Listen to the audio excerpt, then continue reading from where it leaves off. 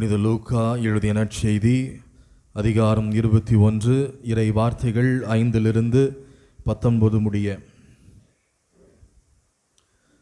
அக்காலத்தில் கோவிலை பற்றி சிலர் பேசிக் கொண்டிருந்தனர். கவின்மிகு கற்களாலும் நேர்ச்சை பொருட்களாலும் கோவில் அழகுபடுத்தப்பட்டிருக்கிறது என்று சிலர் பேசிக் கொண்டிருந்தனர். இயேசு, இவற்றையெல்லாம் பார்க்கிறீர்கள் அல்லவா? ஒரு காலம் வரும், அப்போது கற்கள் ஒன்றின் மேல் ஒன்று இராதபடி இவையெல்லாம் இடிக்கப்படும் என்றார். அவர்கள் இயேசுவிடம், போதகரே, நீர் கூறியவை எப்போது நிகழும்? இவை நிகழப் போகும் காலத்திற்கான அறிகுறி என என்று கேட்டார்கள். அதற்கு அவர், நீங்கள் ஏமாறாதவாறு பார்த்து கொள்ளுங்கள்.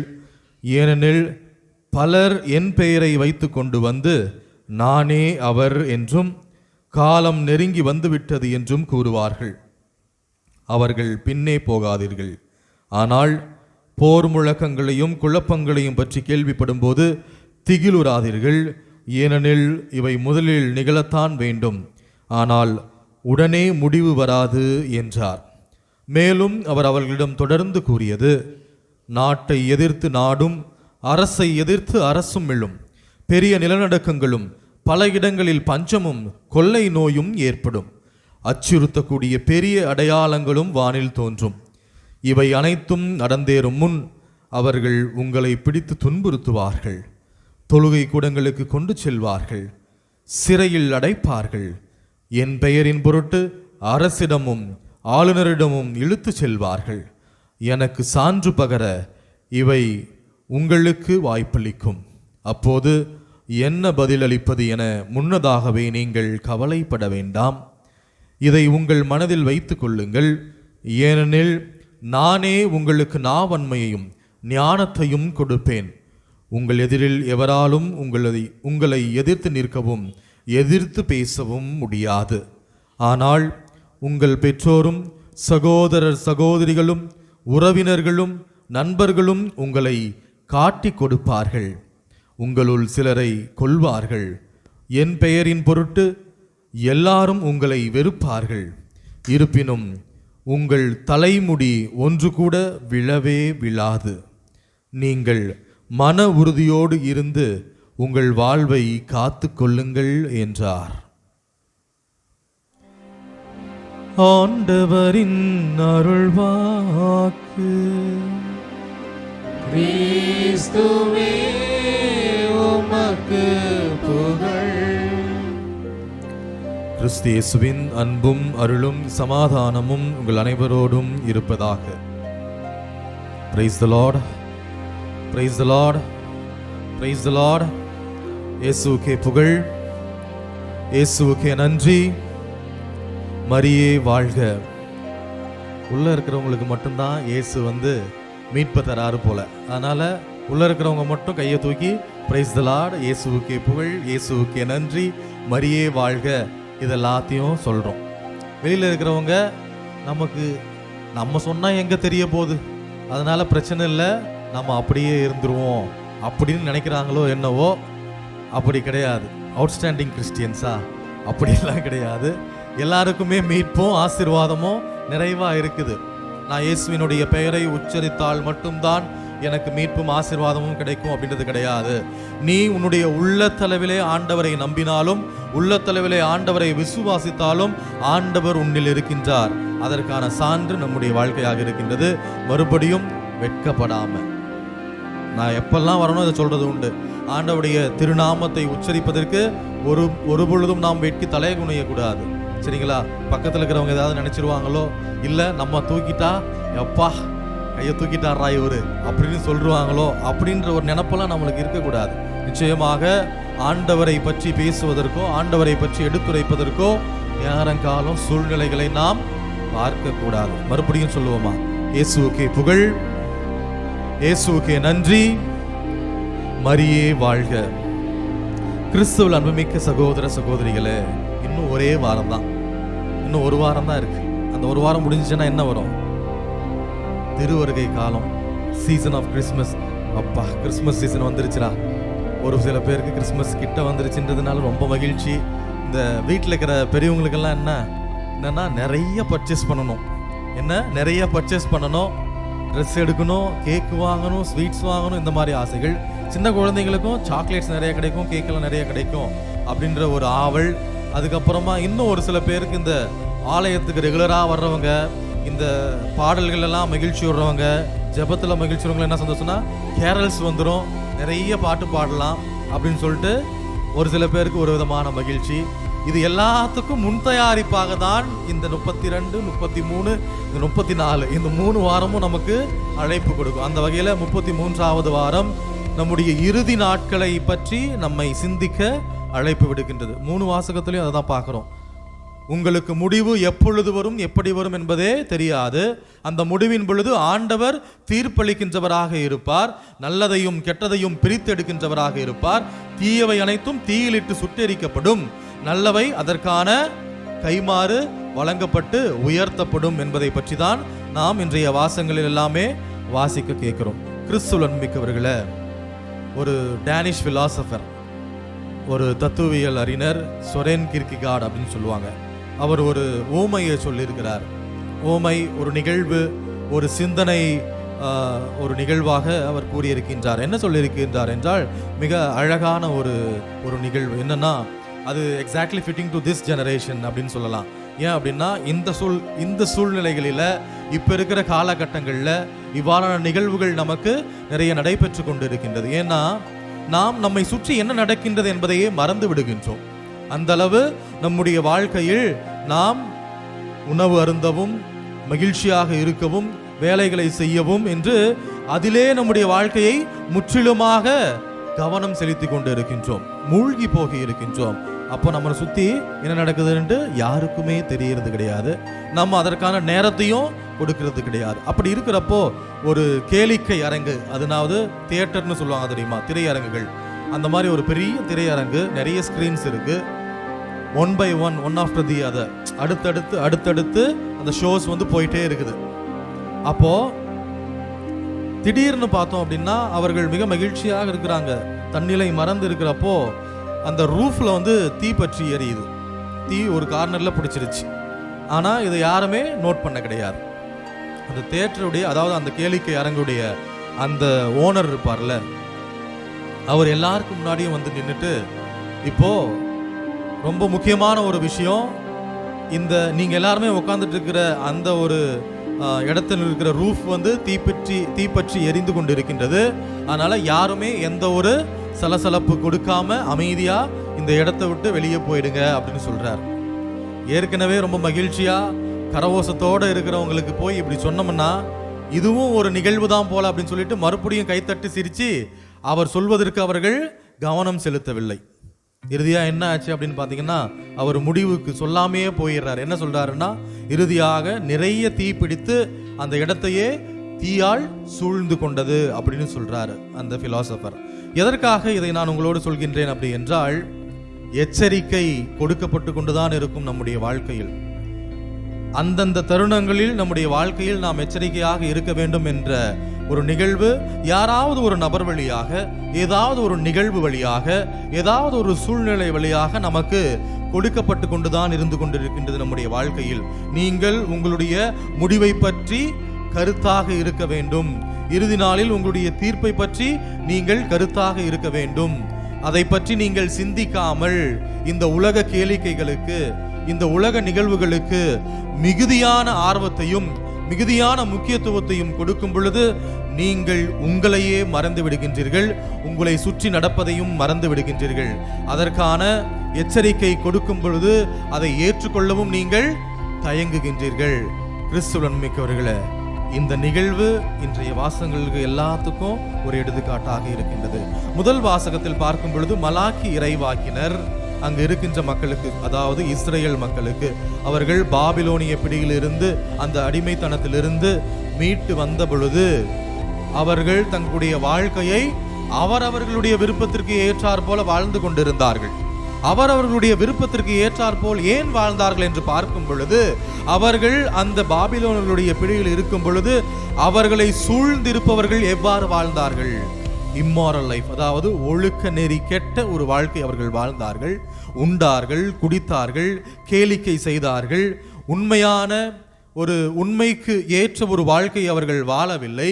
அவ்வாறு இவற்றையெல்லாம் பார்த்துவிட்டு அவர்கள் அந்த அடிமைத்தனத்திலிருந்து தங்களுடைய தேசத்திற்கு வந்த பொழுதும் அவர்கள் அதை மறக்காமல் அவர்களும் அதே போல உண்டார்கள், குடித்தார்கள், தங்களுடைய விருப்பத்திற்கு ஏற்றார் போல வாழ்ந்து கொண்டிருந்தார்கள். கடவுளை முற்றிலுமாக மறந்து விட்டார்கள். அப்பொழுதுதான் மலாக்கி இறைவாக்கினர், பழைய ஏற்பாட்டில் எத்தனாவது புத்தகம்? கடைசி புத்தகம். ஒரு சில பேர் யோசிக்கிறாங்க, ஐயோ பைபிள் இல்லையே கையில், எடுத்துட்டு வந்திருக்கலாமோ அப்படின்னு யோசிக்கிறாங்க. நிச்சயமா யோசிக்கிறது நல்லதுதான். திருவிவிலியத்தை கையில் ஏந்தி நம்ம திருப்பலிக்கு வர்றப்போ அதுக்கு தனி ஆசீர்வாதம் நமக்கு. கிறிஸ்துவின் மிக்கவர்களே, கடைசி புத்தகமாக இருந்தாலும் அவர் சொல்கின்ற அந்த வார்த்தைகள் எல்லாம் நம்முடைய மனுக்குலத்திற்கு ஒரு எச்சரிக்கையாக கொடுக்கப்படுகின்றது.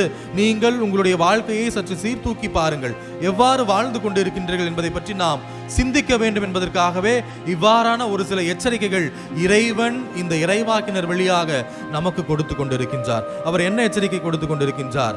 நல்லவை பிரித்தெடுக்கப்படும், தீயவை தீயில் சுட்டெரிக்கப்படும் என்று கூறியிருக்கின்றார். அந்த இறுதி நாளிலே ஆண்டவர் அவரவர்கள் செயல்களுக்கு ஏற்ப தீர்ப்பளிப்பார்.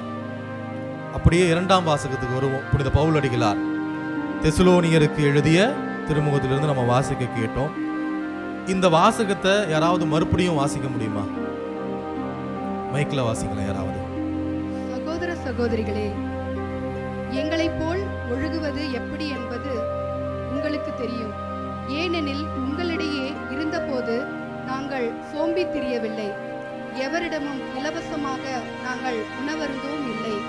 மாறாக உங்களுள் எவருக்கும் சுமையாய் இராதபடி ராப்பகலாய் பாடுபட்டு உழைத்தோம். எங்களுக்கு வேண்டியதை பெற உரிமை இல்லை என்பதால் அல்ல, மாறாக நீங்களும் எங்களைப் போல் நடப்பதற்காக உங்களுக்கு முன்மாதிரி காட்டவே இவ்வாறு செய்தோம். உழைக்க மனமில்லாத எவரும் உண்ணலாகாது என்று நாங்கள் உங்களிடையே இருந்த போதே உங்களுக்கு கட்டளை கொடுத்திருந்தோம். உங்களுள் சிலர் எந்த வேலையும் செய்யாமல் சோம்பேறிகளாக சுற்றித் திரிந்து பிறர் வேலையில் தலையிடுவதாக கேள்விப்படுகிறோம். இத்தகையோர் ஒழுங்காக தங்கள் வேலையை செய்து தாங்கள் உண்ணும் உணவுக்காக உழைக்க வேண்டும் என ஆண்டவர் இயேசு கிறிஸ்துவின் பெயரால் கட்டளையிட்டு அறிவுறுத்துகின்றோம். கிறிஸ்துவின் மிக்கவர்களே, இந்த வாசகத்தை நம்ம வாசிச்சோம் அப்படின்னா இதுல பட்டியலிட்டு காண்பித்திருக்கின்ற ஒவ்வொரு நிகழ்வுகளும் நம்மோடு நம்முடைய வாழ்க்கையோடு ஒத்திருக்கின்றதா? நிச்சயமாக இதுல ஏதாவது ஃபாதர் இதுல இருக்கிறது நம்ம வாழ்க்கைக்கு இது ஒத்து போகாது, இந்த மாதிரி நம்முடைய வாழ்க்கை கிடையவே கிடையாது அப்படின்றவங்க யாராவது இங்க இருக்கீங்களா? இன்க்ளூடிங் மீ, நான் என்னோட சேர்த்துக்கிறேன். யாராவது இருக்கீங்களா? நிச்சயமாக கிடையாது. எத்தனை வருஷத்துக்கு முன்னாடி சொன்னது, பல ஆண்டுகள், பல ஆயிரம் ஆண்டுகளுக்கு முன்பாக சொன்னது. ஆனால் அப்படியே இந்த சமுதாயத்திற்கு, இப்பொழுது இருந்து கொண்டிருக்கின்ற இந்த சமுதாயத்திற்கு எல்லா விதத்திலும் பொருந்தும் வண்ணமாக இந்த வாக்கியங்கள் எல்லாமே இருக்குது. எங்களை போல் ஒழுகுவது எப்படி என்பது உங்களுக்கு தெரியும். ஏனெனில் உங்களிடையே இருந்தபோது நாங்கள் சோம்பி திரியவில்லை. எப்படி சோம்பி திரியவில்லை? கொஞ்சம் வேலை செஞ்சுட்டா போதும், ஐயோ டயர்டா இருக்கு, இதுக்கப்புறம் இதை எப்படி நம்ம மேற்கொண்டு செய்ய போறோம் அப்படின்ற ஒரு எண்ணம். எவருக்கும் சுமையாய் இராதபடி ராப்பகலாய் பாடுபட்டு உழைத்தோம். நாங்கள் உங்களோடு இருந்த பொழுது, நற்செய்தியை அறிவித்துக் கொண்டிருந்த பொழுது நாங்கள் இலவசமாக எதையும் பெற்றுக்கொள்ளவில்லை. மாறாக எங்களுடைய இருத்தலுக்காகவும் எங்களுடைய உணவுக்காகவும் ராப்பகலாய் நாங்கள் உழைத்தோம். அதனுடைய கைமாறே நாங்கள் பெற்றுக்கொண்டோம். எங்களுக்கு வேண்டியதை பெற உரிமை இல்லை என்பதால் அல்ல. நாங்கள் நினைச்சிருந்தா நாங்கள் செய்கிற வேலைக்கு நீங்களே எங்களுக்கு எல்லாமே செஞ்சிருக்கலாம். ஆனால் இருந்த பொழுதிலும் நீங்கள் எங்களைப் போல நடப்பதற்காக உங்களுக்கு முன்மாதிரி காட்டவே, அட்லீஸ்ட் அவங்கள பார்த்தாவது நம்ம தெரிஞ்சுக்குவோம். சில பேர் சமுதாயத்தில் வேலை செய்யக்கூடாது, கஷ்டப்படக்கூடாது. ஆனால் வேலைக்கு நமக்கு என்ன வேணும்? அப்படி இருந்தா நமக்கு நம்முடைய வாழ்க்கை ஒரு சரியான வாழ்க்கையாக இருக்குமா? விருந்தும் மருந்தும் 3 நாளைக்கு, இப்போ 3 வேலைக்கு ஆயிடுச்சு. காலையில் வந்தாங்களா, சாயந்தரம் பாபாய் போயிட்டு வாங்க அப்படின்றது கிடையாது. கிறிஸ்துவின் மிக்கவர்களே, அவரவர்களுடைய உழைப்பிற்கு ஏற்ற நம்முடைய ஊதியமானது கொடுக்கப்படுகின்றது. உழைக்க மனம் இல்லாதவன் எவரும் உண்ணலாகாது என்பதை நாம் வாசிக்க கேட்டோம். கிறிஸ்துவின் மிக்கவர்களே, இப்பேற்பட்ட வேலைகளில் நாம் ஈடுபடாத பொழுது நம்முடைய உடல், நம்முடைய சொல், செயல், சிந்தனை எல்லாமே எங்க போகுது? ஒரு நம்மையே நம்ம வேலை செஞ்சிக்காம, பிஸியா வச்சுக்காம, நம்முடைய உணவிற்காக நாம் உழைக்காமல் இருக்கும் பொழுது, வெட்டியா இருக்கிறப்போ நம்முடைய வாழ்க்கை எதை நோக்கி செல்கின்றது? அதையும் தெளிவா சொல்லியிருப்பாங்க. எந்த வேலையும் செய்யாமல் சோம்பேறிகளாக சுற்றி திரிந்து பிறர் வேலையில் தலையிடுவதை கேள்விப்படுகின்றோம். எப்போ ஒருத்தர் தன்னைத்தானே பிஸியா வச்சுக்காம, அன்றாட தேவைகளுக்காக பணிபுரியாம அப்படியே சோம்பலாக இருந்து கொண்டிருக்கின்றார்களோ, அப்பொழுது அவர்களுக்கு என்ன வேலை வரும்? அடுத்தவங்க என்ன பண்றாங்க, ஒருவேளை இதுவா இருக்குமோ அதுவா இருக்குமோ, அவருடைய வாழ்க்கையில எப்படி இவ்வளோ வசதி கிடைச்சிச்சு என்று அடுத்தவருடைய வளர்ச்சியை கண்டு போட்டி பொறாமைப்படுகிறவர்களாக நாம் மாறிவிடுகின்றோம். நாங்கள் உங்களோடு இருக்கும் பொழுது நீங்கள் எங்களை கண்டு வாழ்வதற்காக நாங்கள் முன்மாதிரியாக தான் எவற்றை செய்தோம். உழைக்க மனமில்லாதவன் எவரும் உண்ணலாகாது. கிறிஸ்துவின் மிக்கவர்களே, இது எதை குறிக்கின்றது என்றால், இந்த சூழ்நிலை எதை குறிக்கின்றது என்றால், அவர்கள் இயேசுவினுடைய இரண்டாம் வருகைக்காக காத்து கொண்டிருக்கின்றார்கள். ஆனால் அவர்களுடைய காத்திருப்பு எவ்வாறு இருக்கின்றது என்று பார்த்தோமே ஆனால், உடனடியாக இறைவன் வர வேண்டும், உடனடியாக இயேசு கிறிஸ்து வந்துவிட வேண்டும் என்று அவர்கள் நினைத்துக் கொண்டிருந்தார்கள். ஆனால் அவருடைய வருகைக்கான அந்த ஒரு காலம் தாமதமாகவே அவர்கள் நினைத்தார்கள், எதற்கு நாம் கடினப்பட வேண்டும், எதற்கு நான் கஷ்டப்பட வேண்டும், அவர் வரும்பொழுது வருவார், வரும்பொழுது பார்த்து கொள்ளலாம் என்று அவர்கள் தாங்கள் பெற்றிருந்த நம்பிக்கையிலிருந்து பின்வாங்கினார்கள். இதை கண்டுணர்ந்த புனித பவுலடிகளார் அவர்களுக்கு தெள்ள தெளிவாக கூறுகின்றார். அவருடைய வருகை எப்பொழுது வரும் என்பது யாருக்கும் தெரியாது. ஆனால் அவருடைய வருகைக்காக நீங்கள் தயார் நிலையில் இருக்க வேண்டும். நீங்கள் பெற்றிருக்கின்ற அந்த நம்பிக்கையிலும் விசுவாசத்திலும் தொடர்ந்து நிலைத்திருக்க வேண்டும் என்று அவர்களை ஊக்குவிக்கின்றார், ஆற்றல் படுத்துகின்றார். அவ்வாறு கிறிஸ்துவின் மிக்கவர்களே, நாமும் நம்முடைய வாழ்க்கையில் இந்த படிப்பினைகளை எல்லாம் எடுத்துக்கொண்டு, நீங்கள் இறைவனை எதிர்நோக்கி காத்திருக்கின்றீர்கள் என்றால் இப்பொழுதிருந்தே நம்மையே நாம் தயார் செய்து கொள்ள வேண்டும்.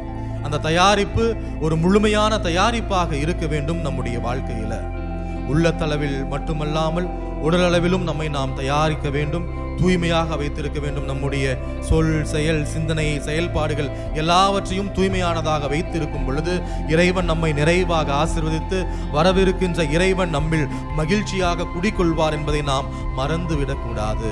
மூன்றாவதாக நற்செய்தி வாசகத்தை பார்க்கும் பொழுது இறைமகன் இயேசு கிறிஸ்து அந்த எருசலேம் ஆலயத்தினுடைய அழிவை பற்றி பேசுகின்றார். எருசலேம் ஆலயத்தினுடைய அழிவை பற்றி பேசுகின்றார். அவர்கள் அங்கு கூடி பேசிக் கொண்டிருந்தார்கள். அந்த சிற்ப கலைகளையும் அந்த வடிவமைப்புகளையும் கண்டு அவர்கள் வியப்புற்றார்கள்.